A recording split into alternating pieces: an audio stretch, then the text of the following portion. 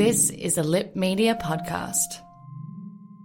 You're listening to All the Shit I've Learned Abroad. I'm Andrea Gillis. And I'm Steph Page. We're two Canadian expats now living in Australia and the UK. Between the two of us, we've been through the ringer in our travels, experiencing missed flights, volcanic eruptions, and even a terrorist attack. It's not all that extreme, though. We've also experienced heartwarming, life-changing moments and met amazing people along the way. So kick back and listen to all the shit I've learned abroad.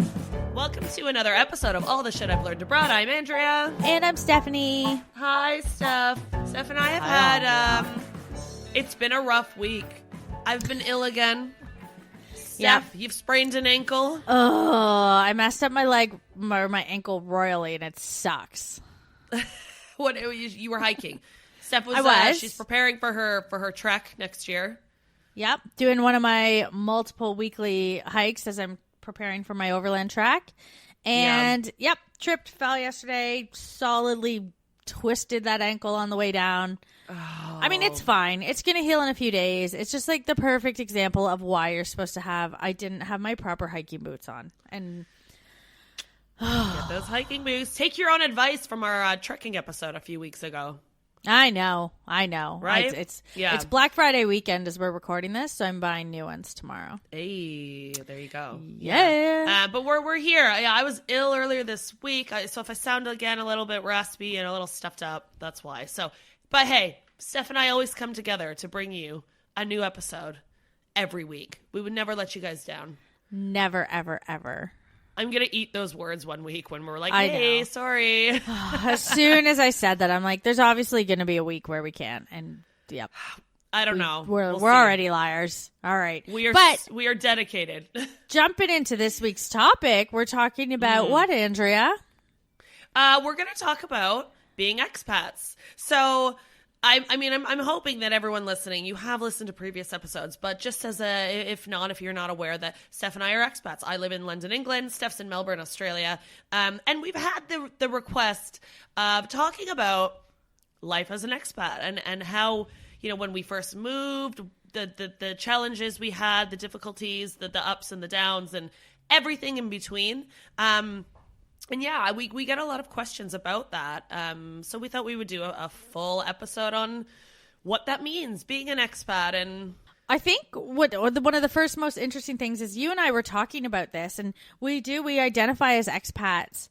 But we were talking about, we're like, what is the difference between an expat and an immigrant? Yeah, we had this discussion at work not too long ago. And we were why do some people get called an expat and others immigrants? And is there a difference? Yeah, so we obviously, the first thing you did, went online, went to Google, pulled it up. Do you want to know what the difference is? Yeah, what's the definition? Give us the definitions of each. All right, Oxford Dictionary here for an expat. A person who lives outside their native country. Okay, easy, right? So that's me and you. Yeah. It's me and you we're living Canadians. Outside of Canada. Yeah. Yep. All right, immigrant. And then a person who comes to live permanently in a foreign country. That is also us. That is pretty similar. That is the same damn thing, just said in reverse. I mean, I wonder if the only difference is it's that permanent aspect, right? I mean, maybe expats aren't always permanent, but I don't know. It sounds... Yeah. I think they're the same damn thing, and somehow some people are being labeled one and some are the other, and...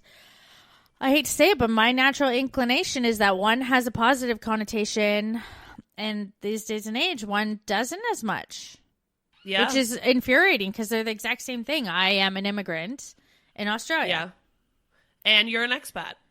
And I'm an expat. I'm a Canadian expat. So I just thought we should call that out from the beginning. Expat, immigrant.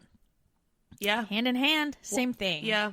If anyone has any, I don't know, I'd love to hear from people listening if they have any thoughts on this. Because it's like you said, I feel like there is one that has the term immigrant nowadays in 2019 does have a negative connotation sometimes, and it is the exact same thing as an expat. An expat almost sounds like the more privileged. Absolutely, it does. Yep. It's just to me, and I get really fired up about this because I've had a couple people in Australia say they'll make, an off-the-cuff remark about immigrants in front of me, and I get really defensive. I'm like, I'm an immigrant here, right?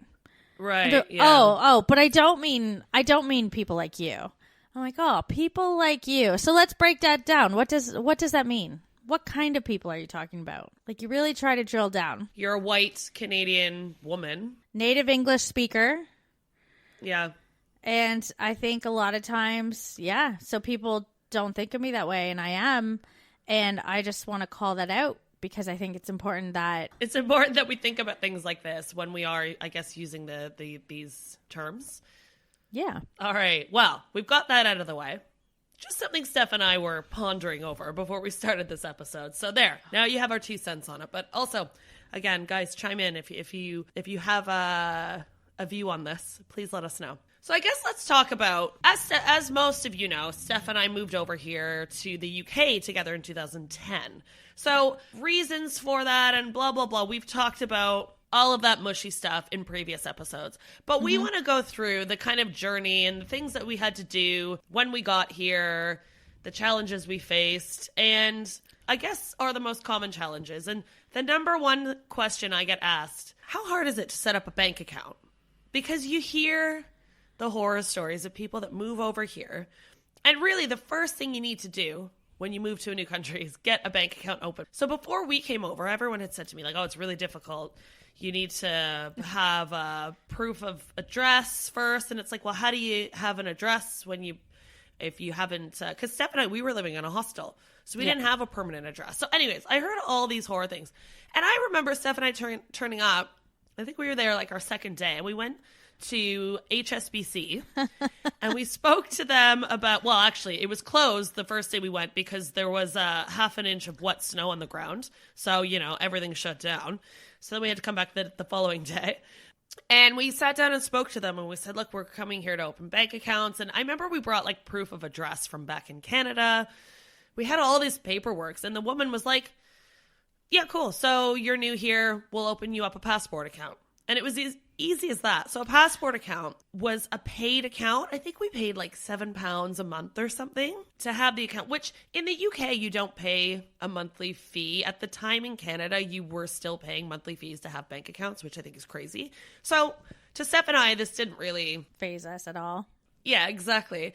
And it was as easy as that. And so I was kind of doing some research, and most major banks, they do have similar accounts that are meant for immigrants, expats, moving over to a new country, that you can go in and open them quite easily.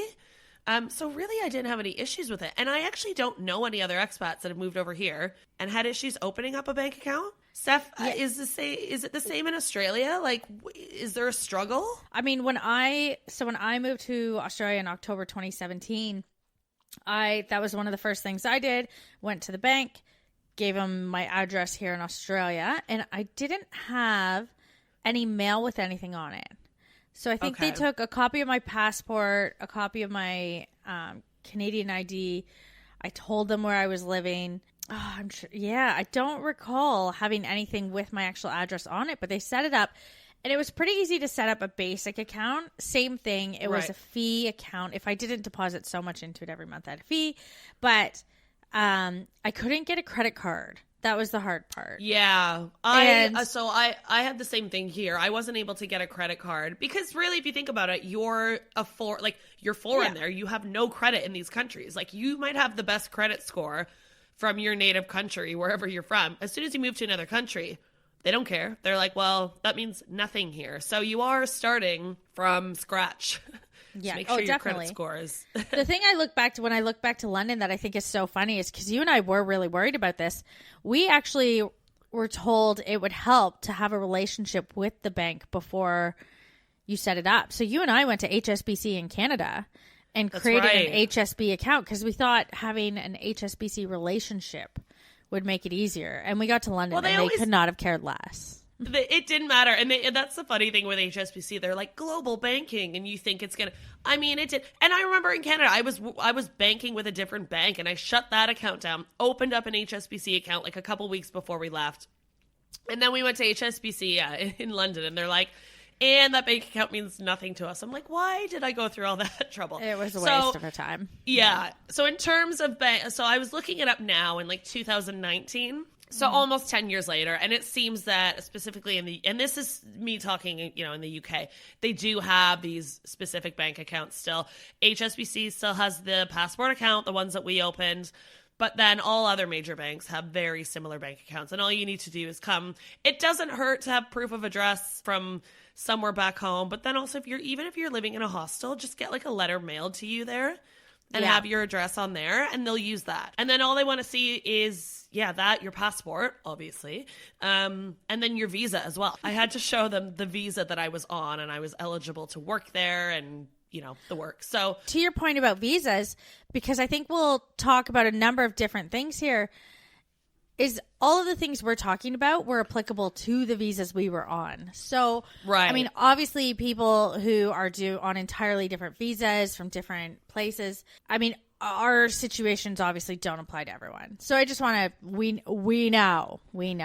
Yeah, we get it. We can't speak for everyone. I mean, in the UK alone, there's God knows how many different types of visas that you could come over here on. So as Steph said, these are specific to us. But I think we sort of skipped over that first step. So let's talk about visas. Even before you come over, whatever country that you want to move to, you need to get the visa requirements. You can't obviously just pick up and go and expect to work somewhere without having that in place. So Steph, when we moved, you had your Irish citizenship already. So I'm a dual citizen, so I have both my Canadian and my Irish citizenship. Yeah, so I actually, since we were in Europe, I had a European Union passport. I was able to work in London without having to do a lot of the stuff you did. You were lucky in that sense. So I on the other hand, I don't have, I do now, years later, but at the time, I didn't have a fancy schmancy European passport like Steph did. So I had to look into this. And there was a few different visa options that I was eligible for. So I think the most common one, for those that are from Commonwealth countries, the UK, so what you'll find over in London, there's a lot of Canadians and a lot of Aussies. And what they're all on is the youth mobility visa. So this visa, it's a 2-year visa that you can come over on, I think before you turn 31. 30? I think. Okay. Well, it's 30, but then you have the year up 30. So I think it's once, before you hit 31. And you can come over here and work and live for 2 years. Which is, I think, a great visa to have. And again, it's only within Commonwealth countries. There's a lot of Kiwis over here as well. So I was eligible for that one because at the time I was, 25 or something?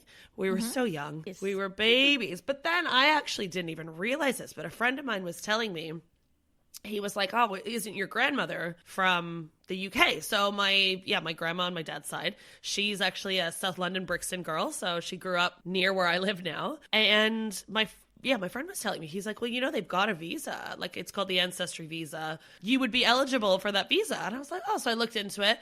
And sure enough, it's a 5-year visa. And if you can basically just down the line prove that your grandparent was born in the UK. So all I had to do with my visa application was get my birth certificate, get my dad's birth certificate, get my grandmother's birth certificate, send that in. Pay a fee, obviously. Visas, there's always a fee associated with it. Mm-hmm. And I was granted the 5-year visa. So they do, again, this is only for Commonwealth countries. So sorry, anyone listening in the States, you wouldn't be eligible for this visa in the UK. But I don't know if they have, one of the questions I always get asked from Brits, they're like, oh, well, does Canada have the same thing? Like, do they have an ancestry visa in Canada for people coming over from the UK? And I'm like, they don't. But if you think about it, it's like how many people immigrated back in the day from Canada to the UK? It was mostly, and both sets of my grandparents they were European immigrants or expats, however we want to call them. They moved over after World War II. So I think in Canada, most people have, like most of my friends anyways, they've got grandparents that are from somewhere over in Europe because they all kind of went that way. So that's why it doesn't exist the other way around. But that's my guess. I don't know for sure. But so anyone listening, if you're from a Commonwealth country, you've got a grandparent that's from the UK, you can get this visa. They have talked about getting rid of this visa, but they've talked about it for years and they still haven't done it yet. So get it now if you can. And it gives you 5 years. And then after the 5 years is up, you can get your residency and then eventually become a citizen. So it's quite a nice visa to have. If you have that option. Mm-hmm. If you have the option. So that's the option I had, which I was very lucky to do so. But speaking of visas, we were talking about fees. So that's another thing to look into, check, because sometimes they're not cheap. You need to check the fees. You need to see how much you're going to have to pay up front. So make sure that you've got that money set aside in order to do that. Steph, the visa that you're on. Oh, yes. In Australia, what's the price tag on that? So I'm here on my partner visa. It's a partner visa. I applied onshore, so there's a huge difference on and offshore. I applied onshore. It was $7,000 up front, so $7,000 just to apply. Wow. And I think one thing interesting to the left that people don't seem to understand is that $7,000 is paid whether you're accepted or denied. So you have to pay that money on their immigration system before you can even start uploading your documents to apply for it. Yeah, we paid that since I did that. So I applied June 2018. And since I did that, it's gone up. So it's $7,900 now. These visas are, I was going to say with my ancestry visa, it's definitely a lot more expensive than it was 9 years ago when I applied for it. Yeah, and it's never just the visa cost. That's one thing I tracked meticulously to see, just to know how much we really paid all in. Because then I also had to pay because Australia wants to make sure if you're going to be living here that you're healthy. So I had to pay for health exams. Because if you're going to be eligible for the Medicare here, they want to make sure you're not going to be a burden on their Medicare system. And they have a threshold, a dollar threshold, where if you'll cost their medical system more than that money per year, your visa can be denied for that reason. So I had health exams. I had federal police checks, both in Canada, in the UK, since I noticed I'd lived there for a while, in Australia. I had fingerprints that had to be documented. I had just a multitude of costs that are in addition to the visa. Yeah. Well, and in the UK, it's like you said, look at the additional costs. So they actually introduced something. It was a few years ago, and it's called the Immigration Healthcare Surcharge. Mm-hmm. So back in 2010, when I got my ancestry visa, this didn't exist yet. I paid an upfront fee. I think it was like $800 for my visa in 2010, and that's all I had to pay. Yeah. So now, though, with the IHS, so the Immigration Healthcare Surcharge, basically you have to pay a fee for every year that's on your visa. There's like a pound amount, and I think it's like £400 per year on your visa. So they actually have a calculator online, and I was working out now if you were to get an ancestry visa. Yeah, you're still paying the $800 or £545. But on top of that, for a 5-year visa, you're paying £2,000 into the NHS. And it's the same thing where they are like, hey, we don't want you to be a burden on our system, so you're going to pay this money up front. So again, all the different types of visas for the UK, they're all going to vary, but you need to look into that ahead of time. And again, I mean, I was lucky in 2010 where this didn't exist, because it would have been I would have been paying like $4,000 or something then to get this visa to move over. So I understand, I guess, why countries have this now. Oh, I get it. Do a lot of research ahead of time on if you're thinking of moving to another country, what visa you need, what visa would be best suited for you, depending on how long you want to stay there. If you need to decide, are you looking to move somewhere permanently, or maybe it's temporary? Maybe you do only want to live somewhere as an expat for 1 or 2 years, and in which case there's probably a visa specific to that. So I've got to say, just on that note that you're saying, there are so many more visa options if you're typically, from what I've seen in the countries I've been, for people who are under 30. So there's a lot of, in Australia, they have the working holiday visa, which allows you to work while you're here. There's just way more options if you're under 30. And when I came to Australia, I was 32. Right. And the only thing I could come over was a 1-year tourist visa, which thankfully I have a remote job. So I was still working based out of Canada and getting paid in Canada. But I mean, if I didn't have that job, which many people don't have that, it would have been bloody hard to live here, because you're trying to set up a life with no income, and then that's how people get into the rut of working under the table, and then it just gets so shady once you start doing anything like that. Yeah, and one thing I will say in terms of visas and the length of, so I know over in the UK, some people actually have a harder time finding a job when they're on that 2-year youth mobility visa. Oh, yeah. Because sometimes employers will look at that and be like, you're not here for the long run. Why am I going to hire you? And then you're going to leave. And like, I mean, not everyone. Like my company, we've hired people on youth mobility visa, but sometimes they do look at that. So if you are eligible for a visa that's longer than 2 years, that's when it does come in handy. Because then they're like, 5 years. Okay, this is a bit more permanent, I guess. And I guess talking about jobs, that's the next thing you got to do. Like if you're over here, you gotta pave your way, right? You got to find a way to keep afloat. Steph, I mean, I guess for you, as you said, you work contracts, so you've never really. I mean, I guess when we were in the UK. When we were in the UK, I got a job at the Maple Leaf in London, which for anyone who knows, it is. I ended up working there because I went to a job interview that I would have considered a career opportunity for myself, and went to this job interview. I'd read the description. I read about the company. I was like, okay, this sounds amazing. And I went to the interview, and I knew I didn't even go in the building because it instantly when I got there, my head was screaming scam. And it was like, do not go in there. This is not a real job. This is a scam. And it was like every single one of my spidey senses were tingling. Women's intuition, guys. It was so disheartening, though, because it had and I mean, most things that sound too amazing, I guess, are too good to be true. But I was so disheartened that in that moment, all I wanted was some kind of home comfort. And I typed in, I think I typed in like Canadian beer. And I was in Covent Garden for this interview, that supposedly, and the Maple Leaf came up where I could go grab a Canadian beer. So I went into the Maple Leaf to have a pity party for myself, and I was talking to the waitress, and they hired me on the spot. Right, because I think they do hire. I mean, I've been. It's not. So I think there's this rumor that they're like, oh, they only hire Canadians there. It's not true. There are Brits that work there, but. Why wouldn't they want to hire Canadians? And they do have Canadian expats working there behind the bar and as servers. And so I remember that day Steph had like messaged me and she's like, hey, I got a job. I'm working at the Maple Leaf pub. I'm like, that is amazing. I remember we used to come down and Steph would be like hustling behind the bar and we're sitting there eating like really terrible fake poutine, and it's not real poutine. For anyone listening that goes to the Maple Leaf pub, it's not real poutine. It's not cheese curds. It's just grated cheese.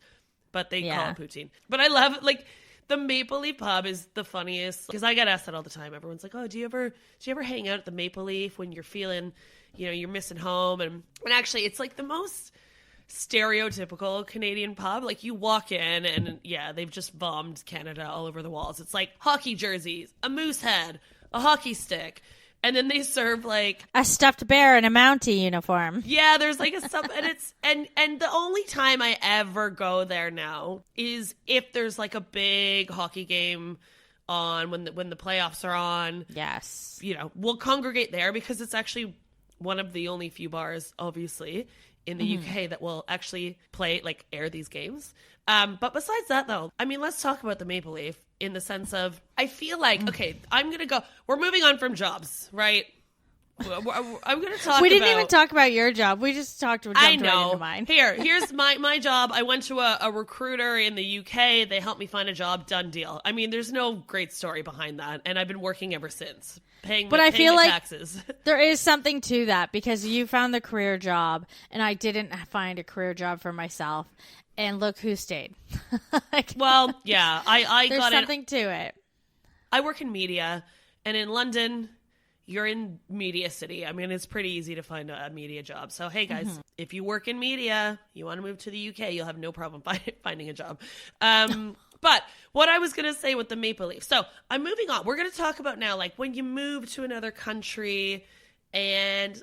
I mean, it's important to start meeting people and making friends and finding a community. I mean, I think one of the hardest things I found, I would say the first year could be pretty lonely. I didn't have, I didn't know anyone over here. I didn't have a core group of friends. And I really had to make the effort to go out of my comfort zone. And Steph and I, we did a whole episode about making friends, so we won't go into every sort of intricate detail about it. But one of my biggest pet peeves, and this sounds so, it almost sounds shitty of me, but okay, whenever I meet other Canadians in the UK, so if someone introduces me to their friend and they're like, hey, my friend's Canadian, you're Canadian. Oh, I sometimes find myself rolling my eyes because a lot of the times when I meet these people, I find Canadians over here like to congregate only with other Canadians. And now it's not everyone, don't get me wrong. I do have a couple Canadian friends that I met very organically through work or whatever it might be. But I've found that anytime I'd gone to the Maple Leaf, it is a lot of obviously Canadians that are expats that they hang out there on a regular basis. Yeah. And they kind of only hang out together. And all they like to do is really sit around and talk about being Canadian in the UK. And for whatever reason, it just annoys me where I'm like, oh, I don't want to be that I don't want to be that person where that's all I'm doing. And I'm not actually immersing myself in like British culture. And I remember when we first came over, I said to myself, I'm not going to do that. I thought that, hanging out with only Canadians and finding Canadian groups was not me going out of my comfort zone. That's just my opinion on it. But I do understand people that maybe have had a harder time why they would congregate to what they know. Yeah. Do you see what I'm saying? I've definitely thought about this, and it's a balance because when you're going to another country, you definitely need to learn about their culture, get to know the people there, and take that country on as your own, not sort of try to live the same life just in a different geographical place. Like each place is so unique. You need to, know the history, the culture, the norms, and really incorporate that into your life 100%. Since moving to Australia, I will say, so I have friends from all around the world, and I do have a couple Canadian girlfriends. And so I've thought about this and I had this kind of debate myself because naturally I found my Canadian girlfriends here are some of my best friends here. So what I found was happening was that it's just so natural because you have all the commonalities, you have things to talk about, you have maybe not shared memories, but shared experiences at the same places, all those different kind of things. You know each other, like you reference something and they get it. You know, you can say, hey, we're going to grab a Timmy's. And I'm saying like, that. Hey, I know what that is. And I'm saying that as like a 30-year-old English speaking woman. Now I try to empathize. Like I have so much empathy. If you are from Saudi Arabia as a woman and you don't look like many people around you, you are only learning English or English is your second language. Like it's a lot harder to identify with the people around you. So naturally, you are going to get on with people who can speak your language, who can easily understand you, who don't talk to you slowly because they think talking slowly will help. Like people, I have so much more empathy for people who are changing their life entirely. Like for me, I changed the location, but the cultures and the norms and a lot of it were very similar. And I think that's the point because and it's like you said, and I totally get why people would naturally feel comfortable with people from the same, your people. The Canadians, I get, they are my people, I'm Canadian, but it's like you said, when we moved over here, I'm like, I speak English. This is not a massive culture shock to me. So it's easy for me to become more immersed in that British culture. Yes. But like you said, depending on where you're from, it might not be as easy. So governments need immigration. They need population growth. They need the economy to be booming.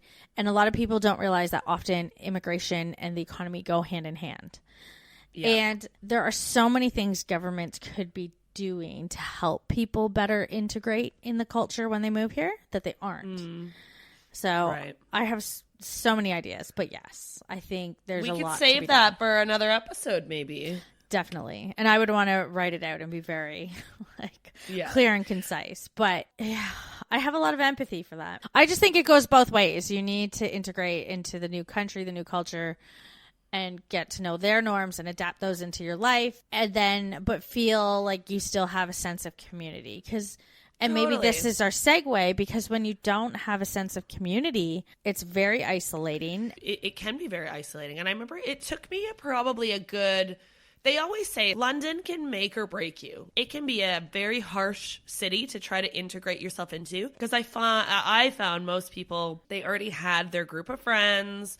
People can be quite cliquey here. And at the end of the day, like, you just feel like an outsider, right? Like, you're trying so hard to integrate into it. And that's why I totally understand when you do find, you know, a community of people that you can relate to. And don't get me wrong, there's Canadian events that happen in London that I'll still go to. It doesn't mean I'm doing them all the time. But yeah, it's you can feel like an outsider. And that's why, you know, and I guess that people look at sometimes like the expat life. They're like, oh, it's so glamorous. You can just up and go and move to another country.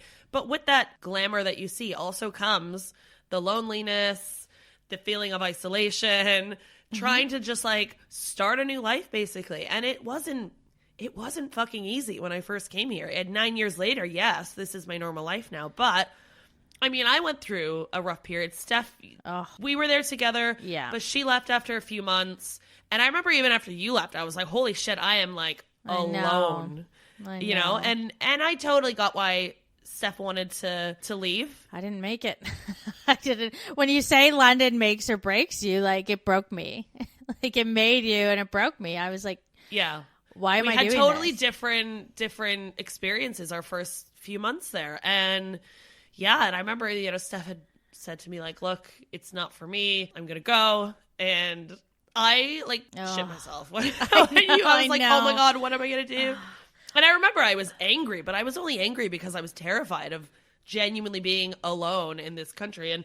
And whatever, 9 years later, like, it worked out. But I had to, it was work. I was messaging you all the time, too, because I was so, like, worried about you because I knew I left you there alone. And then obviously you're one of the most important people in my life. So I'm like, I can't let this ruin our friendship. Like, I was messaging you all the time. And it didn't. And here we are doing a podcast 9 years later together. Thank God. But it was like, you post all the good stuff on social media, right? So people would see my photos of me traveling to different European cities on the weekend. And I've got this great new job for a big company. And everyone's like, oh, you make it look so easy. And I'm like, you have no idea, like, how many times I, like, cried, being, like, just feeling lonely and missing my family and thinking, like, should I move home? And there was a lot. And especially the first year, I was like, right, I'm going to move home. And even after, and I think I had met my now ex-boyfriend, but I met him very early days when I moved. And I think it was, like, 6 months in. And to be honest, we were together for a while, like, 2-3 years or something. And I actually feel like if I hadn't met him, I probably would have left sooner, but that kind of kept me there. And then once we split up, I was already very much immersed in, you know, my life here. Like, at that point, I had a new life over here. And so I do credit him. I hate to give him fucking credit for anything. However, at least there's something positive. I know. You know, they say everything in your life happens for a reason. And there's always, once you start looking at things, like, how they've played out, that's what he was there for. Yeah. And that's it. When I look back. But, I mean, I'm not suggesting go and find a boyfriend straight away, but I'm just saying, you know, things happen for a reason. But it was tough for the first, there was a lot of, like, uncertainty, I would say. But I powered through, and here I am. Yeah. So yeah, guys, it's not always a walk in the park, despite what I put on social media. That's why I think it's important to share this, though, because every time I talk to someone who's been an expat, everyone I met who's moved to Australia, we're all like, oh yeah, this is what I do now. It's great, blah, blah. And when you start talking, when you get deeper, everyone goes through this like 3 to 5 month period of a lull where it's like, I don't know if I'm going to stay here. I don't know if I can do this. Or you're just super lonely. You're super isolated. Yeah. And I mean, even I knew what to expect because I had been through this in London, and even knowing what to expect, and even knowing, like, even being self-aware as it was happening, it doesn't, just because you know what why you're feeling it, doesn't mean you stop feeling it. When I moved here, I think I've referenced it before. I work remotely, so I have no coworkers. And when I moved here, I had no friends. So I was in an apartment alone all day, every day. My income, like, I made a Canadian income, which for anyone who knows Canada versus Australia, everything in Australia is twice as expensive. So it was like I was making half of minimum wage. So I didn't want to go out and spend any money. But when you can't spend money, you stay home. And I went crazy for a while. Like I was going stir crazy. Yeah, it's really just a matter of powering through it. And the thing is, at the end of the, you talked about that 3-5 months in thing. I've been here 9 years, and don't get me wrong, I still have moments where I'm like, maybe I want to move home. Like, it's not like I'm totally just sitting here. Yeah, I'm a Brit now. Fuck you, Canada. Like, I'm done with you. You still get lonely sometimes. It just never goes away, that feeling of home, I guess. Like England is my home now, but Canada's just as equally my home. I think I'm going into the hardest part because for me, this is going to be my third Christmas here. And it is fucking weird, Christmas in Australia. It is bloody hot. Everyone's on school holidays, so it just feels like kid summer. Like you see some Christmas decorations in the city, but it's just so weird. And then like Christmas Day is more just like your barbecue. Yeah. Yeah, so it's been years since I've had that Christmas feeling. So this year is going to be the first year. Like I've ordered a real Christmas tree. My parents who are visiting right now brought over all my Christmas decorations. So I am bloody determined to make this year feel like Christmas. Get some fake snow. And or maybe like a snow. What are those machines they use on? I'll turn the AC on to like 14. Yeah, and you can wear your toque and your boots. Toque is a very Canadian terminology. I know it's a beanie or a hat. Yeah, I mean you got to make it feel like home as much as you can. I feel like we really kind of have rounded this out in a depressing way, but I think that's real talk. Like people like to put this shiny coating onto things where being an expat, it sounds glamorous. And to people who have expat friends, they think it's this ball and travel life when really you're giving up everything you know for something new. So it's scary. Yeah. And it's scary and there's a price you pay and then you come out on the other side of it. There's pros and cons to everything in life and that's it. I mean, I get asked a lot, like, why do you live over in London? Like what is it that has kept you there or has drawn you there? And I think the main reason like why we first moved over together was the travel aspect to it, right? And we've always said travel for us is a big priority in life. And I think that's what's kept me in London as long as it has. In the 9 years I've been here, it's very easy to travel to different countries at the drop of a hat. And that's been the big grounding point for me here. But then also over time, I am immersed now in the British culture and I do love it here. But that is why I gave up living back home. And I guess everyone has different reasons. Absolutely. Like if you look at me, you would think my answer would be everything you just said. Theoretically, it should be the same, but it's the opposite. So I never had any desire to visit Australia. I figured it was a place I would go when I was 60. Yeah. So I figured I'd do it when I'm older. And then I bloody met a man that I fell in love with. And suddenly here I am as far away from the rest of the world as I could be. So yeah, Steph's there for a man. I'm here for the travel. I wish I was here for a man. Where's my man? No, I'm Your kidding. man's in Australia. I'm working on it. I can get you out here. Yeah, she keeps trying to get me out to Australia and like set me up with a bunch of Aussie men just so like she's convinced that he's over there and then I'll move to Melbourne. It's going to happen. If any single Melbourne men are listening, give me a call.